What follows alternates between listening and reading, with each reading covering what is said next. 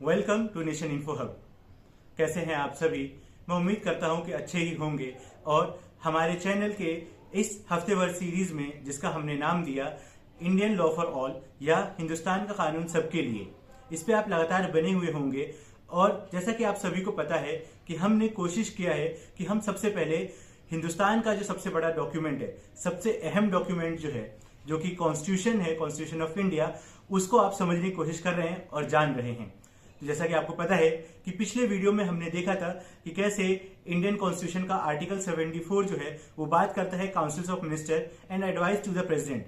अगर आपने अभी तक हमारा पुराना वीडियो नहीं देखा है तो हमारे चैनल के playlist Indian law for all पर जाकर इंडियन कॉन्स्टिट्यूशन का आर्टिकल 74 देख सकते हैं।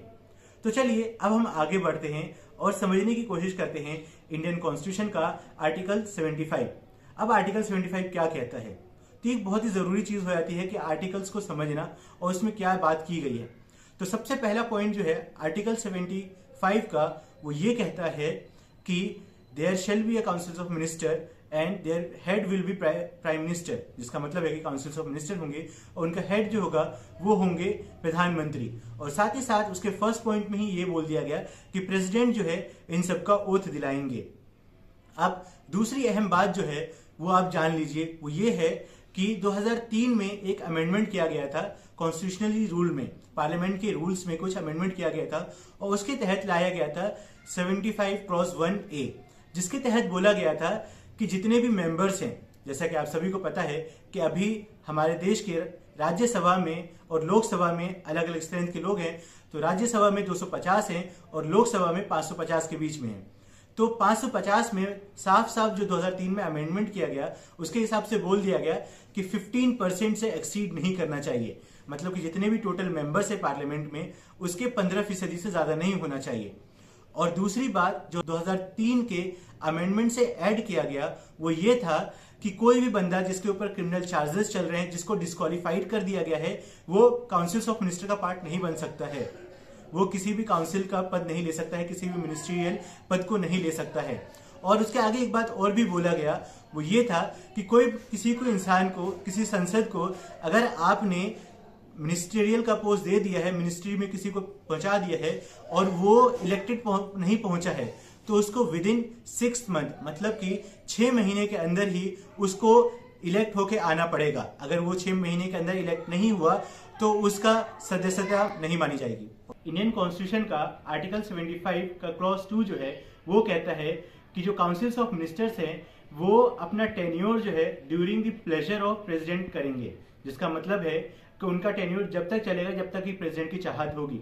अब इसमें भी एक बात ये होती है कि कई बार ऐसा होता है कि प्रधानमंत्री अपनी तरफ से एडवाइस देते हैं प्रेसिडेंट को कि अब आप इस मिनिस्टर को उनके पोस्ट से हटा दीजिए या किसी दूसरे को लेके आना है। तो ये प्लेजर ऑफ प्रेसिडेंट का मतलब ये है कि जब तक प्रेसिडेंट की चाहत है तब तक होगी। और आर्टिकल 75 का क्लॉज 3 जो है वो कहता है कि the councils of minister shall be responsible to the house of people. जिसका मतलब है कि लोकसभा में जितने भी लोग हैं, जितने भी मेंबर्स हैं, उन सब के लिए रिस्पॉन्सिबल जो होंगे वो होंगे काउंसिल्स ऑफ मिनिस्टर। कुछ भी सवाल पूछा जाएगा तो काउंसिल्स ऑफ मिनिस्टर से पूछा जाएगा और उनकी जिम्मेदारी बनेगी कि वो इन चीज का जवाब दे। अभी हमने पिछले गए दिनों में देखा था कि कैसे लीडर ऑफ अपोजिशन जो है वो बार बार काउंसिल ऑफ मिनिस्टर से सवाल कर रहे थे अलग अलग चीज को लेकर, कि कैसे आपके यहाँ लूप होल है एजुकेशन सिस्टम में, कैसे आपके यहाँ रेलवे ट्रैक्स में जो है एक्सीडेंट्स हो जा रही है, डिरेलमेंट हो जा रहा है। इन सब का सवाल किससे किया गया? तो आप देखते हैं कि कैसे रेलवे के लिए रेलवे मिनिस्ट्री से सवाल किया गया, अश्वनी उपाध्याय से सवाल किया गया कि ऐसा क्यों हो रहा है। वहीं पर अगर आपका एजुकेशन को लेकर था तो धर्मेंद्र प्रधान से पूछा जा रहा था कि एजुकेशन में इतनी खराबी क्यों चल रही है, क्यों सारे पेपर्स लीक हो रहे हैं। तो यहाँ पे आपको साफ साफ समझ में आ जाना चाहिए कि कैसे आर्टिकल 75 का क्लॉज 3 जो है, जो बात करता है कि रिस्पॉन्सिबिलिटी जो है वो काउंसिल्स ऑफ मिनिस्टर की है। इंडियन कॉन्स्टिट्यूशन का आर्टिकल 75 का क्लॉज 4 जो है वो कहता है कि कोई भी मिनिस्टर जो है अपने ऑफिस में पहले कदम रखे उससे पहले प्रेसिडेंट का ये काम बनता है कि वो उनका ओथ दिलवाए, उनको शपथ दिलवाए। मतलब कि प्रेसिडेंट के ऊपर ये जिम्मेदारी बन जाती है कि कोई भी इंसान जो है, कोई भी मिनिस्टर जो है वो अपने ऑफिस में एंट्री करे उससे पहले उसको ओथ दिलवाना, उसको शपथ दिलाना और इस बात की गारंटी देना कि वो जो मर्यादा है, जो प्रिंसिपल्स है उस ऑफिस को, उसको बनाए रखेंगे और कॉन्स्टिट्यूशन के अगेंस्ट जाके कोई भी ऐसा काम नहीं करेंगे जो उनके खिलाफ में चला जाए। वहीं पे इंडियन कॉन्स्टिट्यूशन का आर्टिकल 75 का पार्ट 5 जो कहता है वो बहुत ही अच्छी चीज है और इसको आपको समझना चाहिए।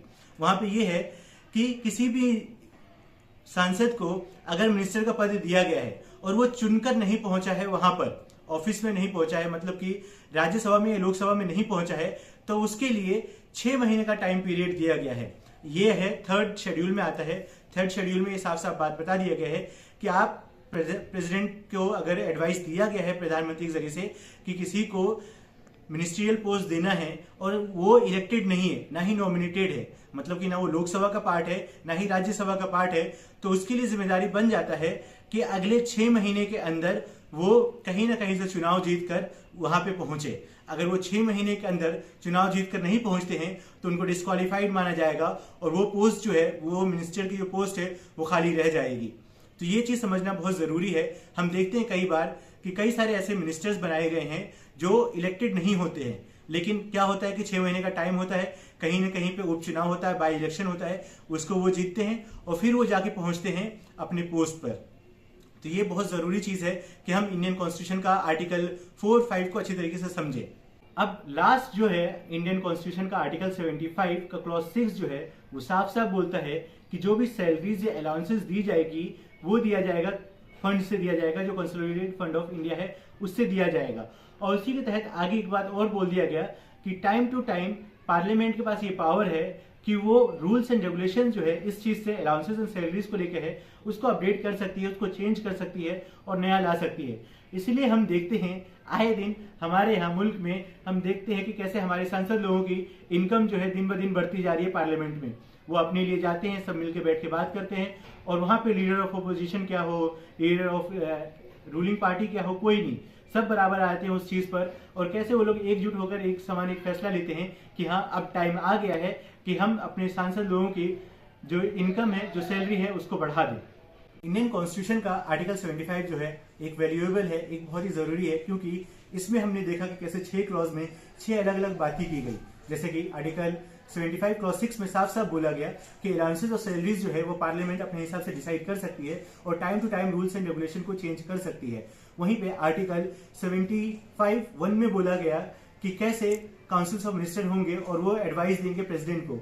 वहीं पे आर्टिकल 75 क्लॉज 3 में साफ साफ बोला गया कि कैसे जो भी 10th शेड्यूल के हिसाब से है वो लाया जाएगा। इवन हमने देखा कि कैसे 2003 में अमेंडमेंट किया गया और 75 का 1A 1B लाया गया, जिसमें बात की गई कि कैसे किसी भी डिस्क्वालीफाइड मेंबर के बारे में किया गया। तो ये था इंडियन कॉन्स्टिट्यूशन का आर्टिकल 75। मैं उम्मीद करता हूं कि इंडियन कॉन्स्टिट्यूशन का आर्टिकल 75 आपको अच्छी तरीके से समझ में आ गया। अगर आपको ये वीडियो इन्फॉर्मेटिव लगा तो आप इसको ज्यादा से ज्यादा लाइक कीजिए, शेयर कीजिए और सब्सक्राइब कीजिए, क्योंकि आप जितना ज्यादा शेयर करेंगे उतना लोगों को पता चलेगा कि हम कैसे इंडियन कॉन्स्टिट्यूशन को पढ़ रहे हैं और समझने की कोशिश कर रहे हैं। इंडियन कॉन्स्टिट्यूशन को पढ़ना और समझना हमारे लिए जरूरी हो गया है, क्योंकि आप अपने राइट्स को जानेंगे तो आप अपने आप को प्रोटेक्ट कर सकते हैं। और अगर आपके पास हमारे लिए कोई सजेशन है तो वो भी आप नीचे कमेंट सेक्शन में लिखकर हमें बता सकते हैं। आपके सजेशंस जो है हमारे लिए बहुत ही कीमती हैं और हम उसके ऊपर बहुत ध्यान देंगे। Thank you.